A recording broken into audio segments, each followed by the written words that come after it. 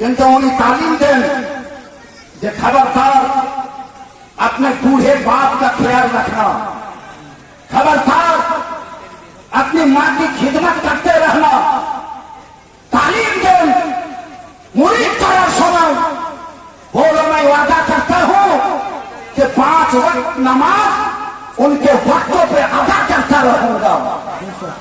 এটাই তো আমাদের ওয়ালি, আমাদের পীর, আমাদের মাশাইখ এটাই তালিম দিয়েছেন। হে বেরাদার, আজ আপনারা এই জায়গাতে যে উপস্থিত হয়েছেন, অবশ্যই একজন ওয়ালির নুরানি চেহারা দেখবেন, একজন পীর তার নুরানি চেহারা দেখবেন। তৎসহ আজকে হুজুর পীরে তরিকত রাহবার শরিয়ত তাজুস সুন্নাহ মাতাজিল্লাহুল আলী তিনি এবং কায়েদে মিল্লাত গাজী মিল্লাত গোলাম রসুল কালিয়াবি সাহেব দুইজন মিলে মোরারই নতুন বাজার মাদ্রাসা গেছিলেন। তাহরিকে বেদারি কনফারেন্স নিয়ে কিছু আলোচনা হয়েছে, ডিটেলস আমার পরে শুনবেন ইনশাআল্লাহ। তাদের উদ্যোগ কি? আজ হে মুসলমান, আমরা আহলে সুন্নাত ওয়াল জামাআত শুধু শিরকে মত্ত হয়ে থাকতে হলে চলবে না, শুধু হাতে হাতে মত্ত হলে চলবে না, তার সাথে সাথে আমাদেরকে সচেতন হতে হবে। কারণ আপনাকে আমি অদূর ভবিষ্যতের কিছু কথা বলতে যাচ্ছি। যে ওয়ালিকে মেনে আমরা ফাইজ পাচ্ছি, বরকত পাচ্ছি, যে মাজার শরীফে যে আমরা জিয়ারত করছি, তো এই জিয়ারতটা করা, কবর জিয়ারত করি আমরা, মা বাবা কবর জিয়ারত করতে যাই কবরস্থান, কবর জিয়ারত করতে যাই আল্লাহর ওয়ালি, কবর জিয়ারত করতে যাই পীর বুজুর্গের। তো এটা আমাদের পীর শিখিয়ে দিয়েছেন না আমাদের রাসূলুল্লাহ শিখিয়ে দিয়েছেন? অবশ্যই আমাদের রাসূলুল্লাহ শিখিয়ে দিয়েছেন। প্রাণের বন্ধুগণ আমার, দয়ালু আকা মুস্তাফা সরওয়ারে কায়নাত ফখরে মওজুদাত সাল্লাল্লাহু তাআলা আলাইহি ওয়াসাল্লাম হাদিস শরীফে বলেছেন যে মুসলমানের তোমরা ইহতিরাম করছিলে, ইজ্জত করছিলে, যে মুসলমানের সম্মান করছিলে, সেই মুসলমানের কবরেরও সম্মান করিও। মুসলমান কত মর্যাদাশালী, মুসলমান কত মর্যাদাওয়ালা, চিন্তা আছে তবুও সম্মান, মারা গেছে তবুও সম্মান। আকা সাল্লাল্লাহু তাআলা আলাইহি ওয়াসাল্লাম বলেন, জীবিতকালে সাক্ষাৎ হলে বলতে আসসালামু আলাইকুম, মারা গেছে কবর দিয়ে চলে এসেছো, দিল থেকে জানো মরে গেছে, কবর দিয়ে এসে গেছি, আমার নবী মুস্তাফা বলেছেন তার কাছে এসেছো, কবরস্থান এসেছো, সেই কবরের পাশে এসে গেছো, যেমন চিন্তাতে বলছেন আসসালামু আলাইকুম, আরে মরলতে কি মুসলমান এখনো আছে, চলে বলো আসসালামু আলাইকুম। আকা মুস্তাফা সাল্লাল্লাহু তাআলা আলাইহি ওয়াসাল্লাম বলেন, সমস্ত সাহাবা কেরামকে ডাক দিয়ে বলেন, বুরাইদা রাদিয়াল্লাহু তাআলা আনহু قال قال رسول الله صلى الله تعالى عليه وسلم قد كنت نهيتكم عن زيارة القبور فأذن لمحمد بزيارة قبر أمه فزورها لأن تذكر الموتى।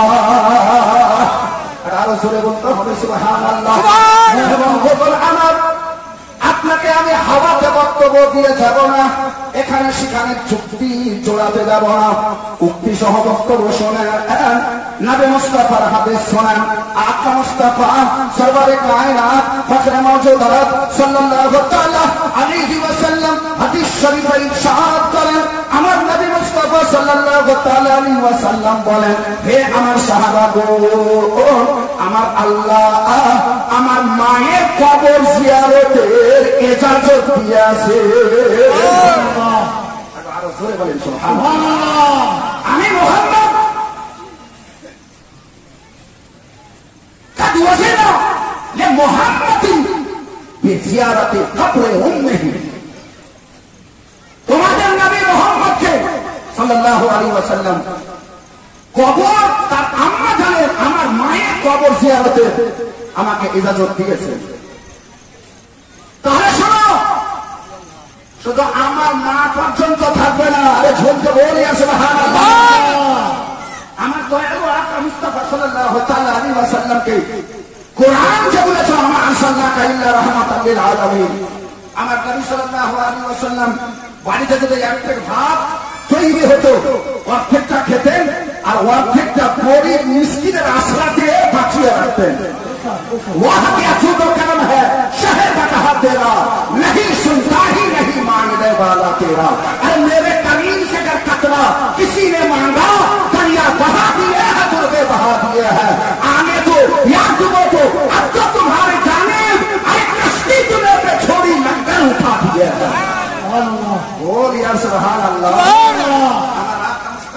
সবাই কায়নাত ফখরে মওজুদাত রূহি ফিদা সাল্লাল্লাহু তাআলা আলাইহি ওয়াসাল্লামকে ইজাজত পাওয়া গেছে নিজের মা জননীর কবর জিয়ারত করতে আমার নবী যাবেন।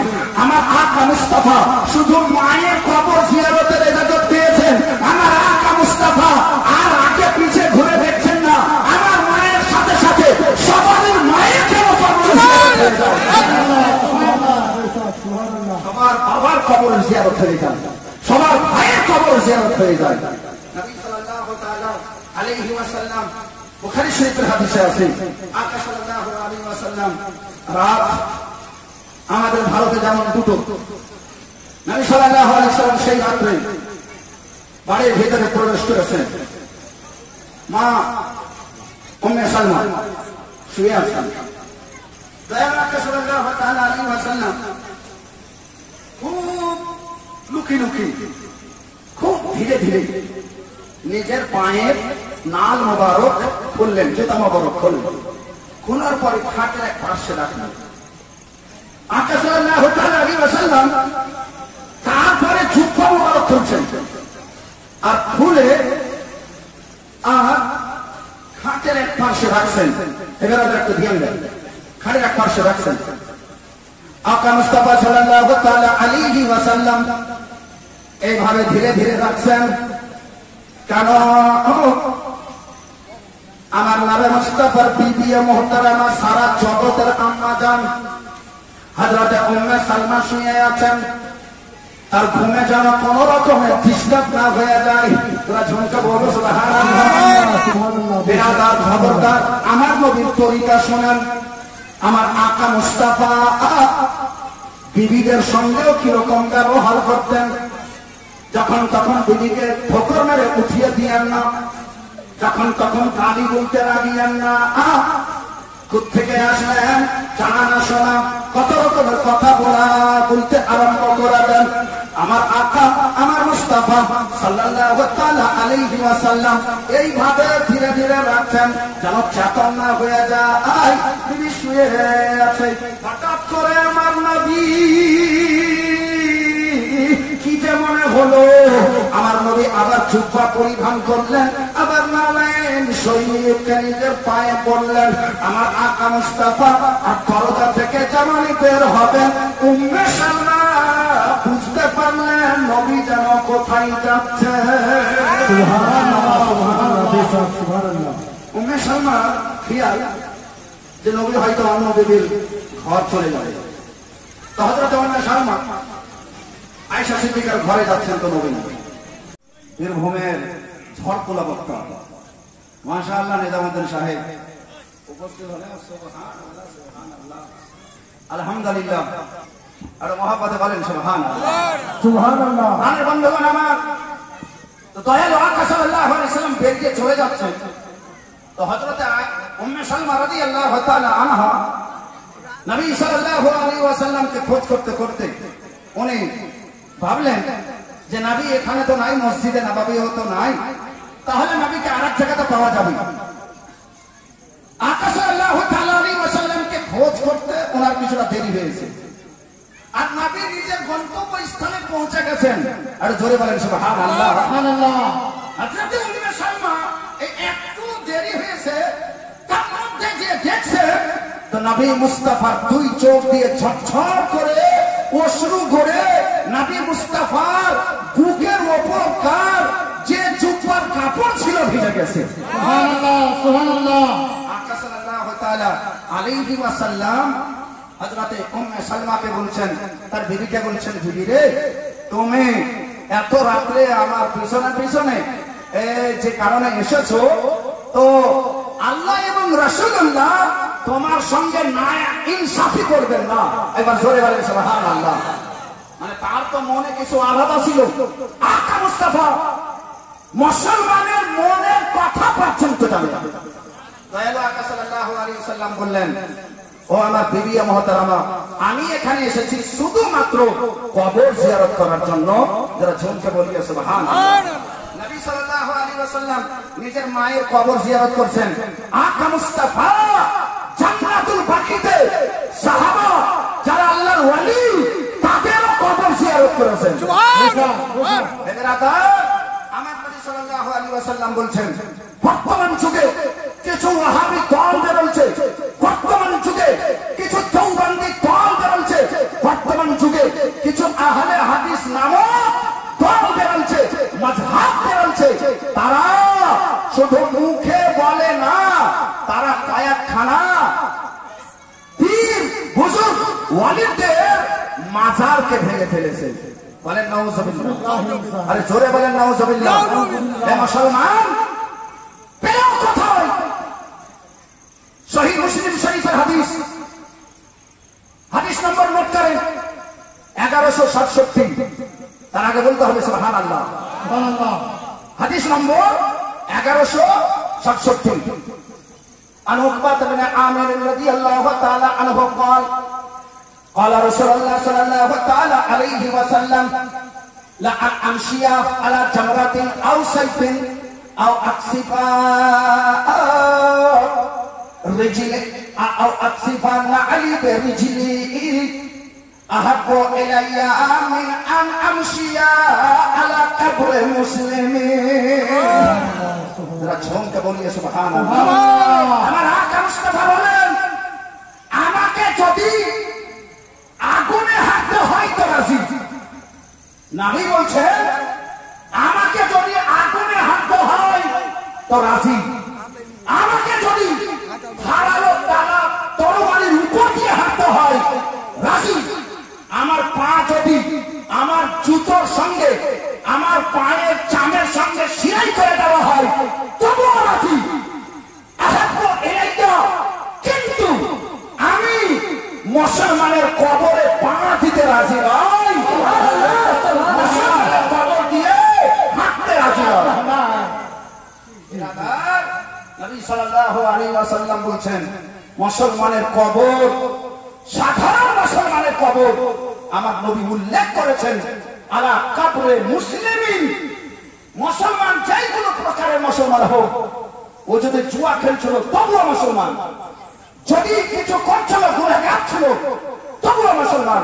আমার আকা মুস্তাফা সাল্লাল্লাহু তাআলা আলাইহি ওয়াসাল্লাম বলেন, সাধারণ মুসলমানের কবর দিয়েও আমি হাঁটতে রাজি নই। আগুন থাকলেও আমি রাজি, আমি তরবারিতে হাঁটতে রাজি, আমি পা জুতের সঙ্গে সিলাই করে দিতে রাজি, কিন্তু মুসলমানের কবর দিয়ে হাঁটতে রাজি নই। একবার জোরে বলতে হবে সুবহানাল্লাহ।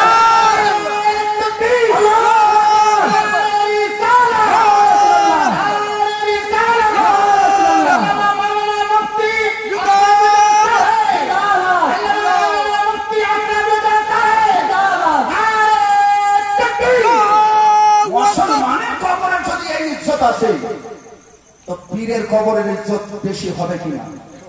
ওয়ালির কবরের ইজ্জত বেশি হবে কিনা? নবীর কবরের ইজ্জত বেশি হবে কিনা? রাসূলের কবরের ইজ্জত বেশি হবে কিনা? হে বিরাদার, আকা সাল্লাল্লাহু তাআলা আলাইহি ওয়াসাল্লাম এই রকম তার সেই কবরের মর্যাদা বর্ণনা করেছেন। আর আজকে কোন হাতে